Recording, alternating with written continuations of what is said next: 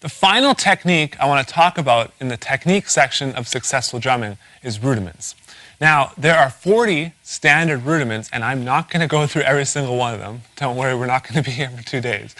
But I basically just wanted to give you a few rudiments. Now, these few rudiments I'm giving you are basically the building blocks for all the rest of the rudiments. And for those of you who don't know what rudiments are, they're basically the letters and the words of the drumming alphabet. That's a line from Lionel Duperon's drum rudiment system. But just like I'm speaking to you and using letters and words and stuff like that, the rudiments are the letters and words of the drum set. So if you play something on the drums, you are using rudiments. And it always comes up with people like, oh, I don't want to learn rudiments, or I don't think I need to learn rudiments. Well, if you're playing the drums, you're already playing rudiments, so you might as well at least understand what you're playing. It's like someone who knows how to talk but doesn't want to learn how to read. It's like, why? Why don't you just do both? And so the rudiments we're going to be going through are the single stroke roll, the double stroke roll, triple stroke roll, flams, and drags. And I'm just going to quickly run through each one of these, and I really want you to get a handle on what each one of them is. Okay? And I want you to be able to play each one of them proficiently. That's very, very important. From there, if you want to go and study, one rudiment a week or something like that, I would highly recommend you do that.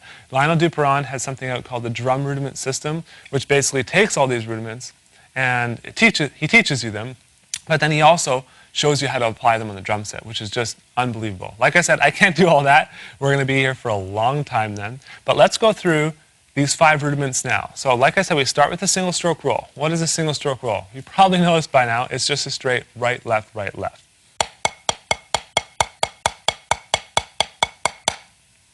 So I'll do that for you at 2 separate tempos.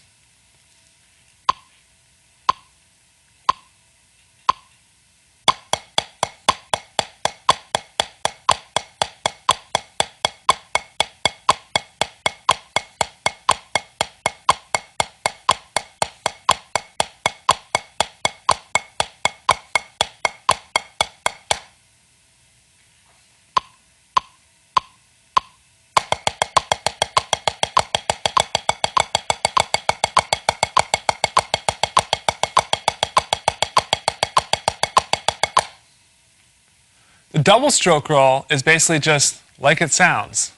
Right, right, left, left, right, right, left, left. Play it as 16th notes, but you can also play this as any note value. So I'll play it for you guys at 60 and then again at 100.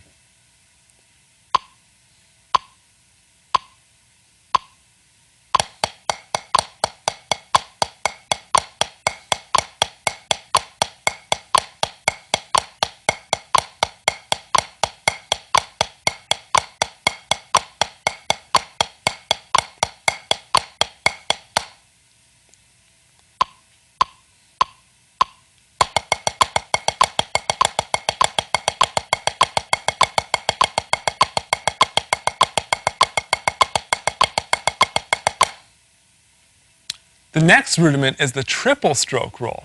Okay, so now in groups of 3. Right, right, right, left, left, left. Right, right, right, left, left, left. Right, right, right, left.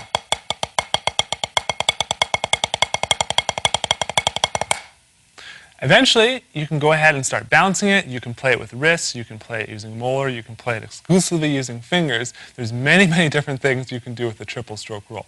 I'll play it for you guys now. 2 tempos, 60 and 100 beats per minute.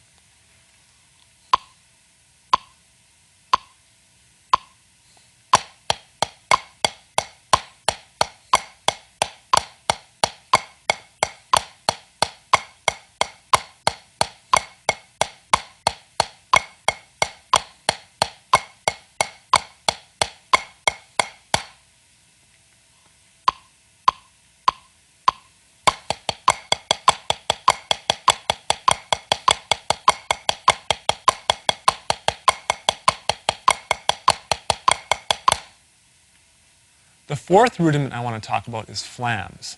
This is a rudiment I neglected for a long time, and I was sorry that I did. It's an awesome rudiment that is used in many different rudiments, but just on their own is the way to learn them first. And this is called hand-to-hand flams. So a flam is basically when you have one high stick and one lower stick, and you basically drop them at the same time. See what happened there? They basically created one stroke, but a little bit thicker. It's almost like the notes were so close that it just kind of widened the note a little bit like that. So what you want to do is you want to create relatively closed flams. You don't want your flam to sound like this. Okay, you want your flam to sound like this.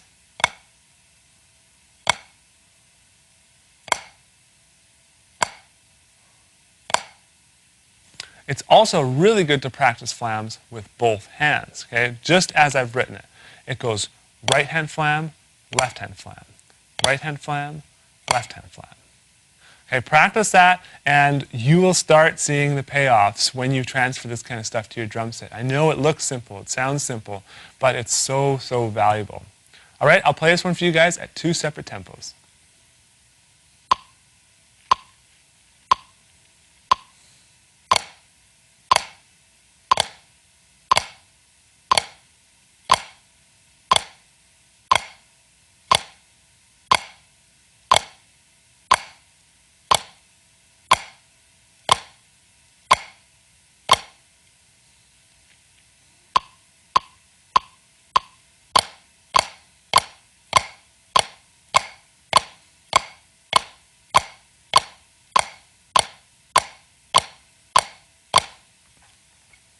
The final rudiment we're going to talk about is drags. Now, a drag is basically 2 notes followed by an accented note, or 2 very quiet notes, sometimes referred to as grace notes or ghost notes, followed by an accented note. Okay, so that sounds like this. Now, those notes don't necessarily count against the time. So you can put drags before any note. If you're playing 30-second notes, you could have a drag before some of the 30-second notes. It'd be very, very hard to fit everything in, but you could technically have a drag in there. Generally, you see these drags written in quarter note rudiments, 8th note rudiments, and 16th note rudiments, as well as some triplet-based rudiments.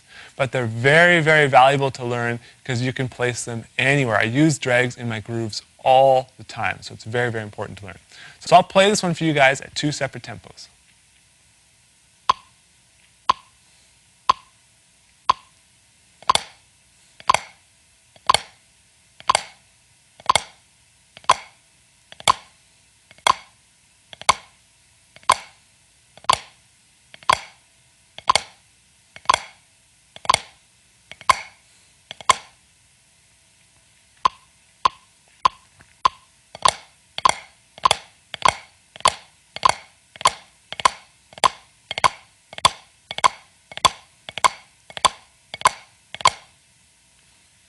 And that is all the rudiments we're going to go through. Now, I know some of you drummers, you're probably saying, oh, you didn't go through the single paradiddle, you didn't go through the double paradiddle, you didn't go through all these rudiments like the pataflafla and the single dragadiddle.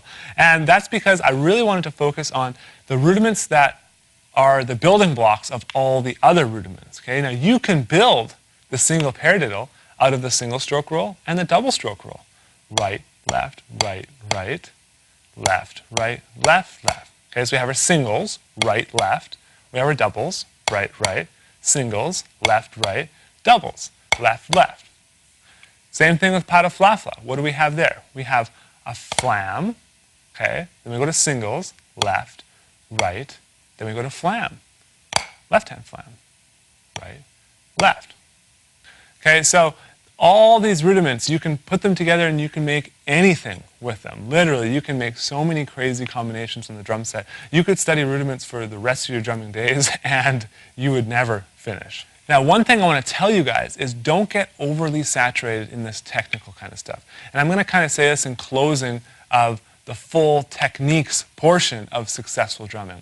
There was a time when I started studying with Lionel, and this is no discredit to Lionel, he's an amazing teacher, but I got so hyped into technique and stuff like that, I really felt the groove suffer, and I really felt my musicianship suffer. And that's not what we want. We want to use these techniques to improve our musicianship. And so what I was doing is I was going home just practicing technique, technique, technique, and never really applying that technique to music, and never really saying, hey, how does this apply to music, and why do I need this? What are my musical goals? And how do those relate to the techniques I need to learn?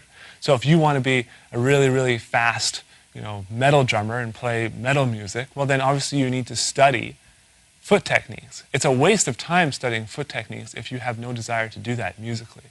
And so always make sure that your musical goals and your technical goals line up.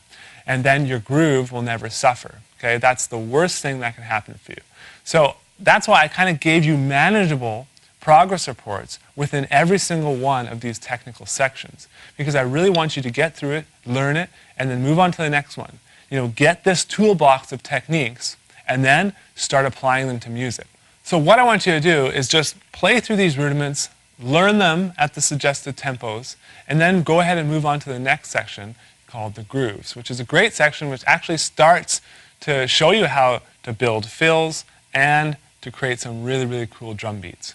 From there, we can move on to a section called the breakdown, and it starts applying all this kind of stuff to music, which is the reason that we are playing drums, is for music. So like I said, go through these exercises, and I'll see you in the next section.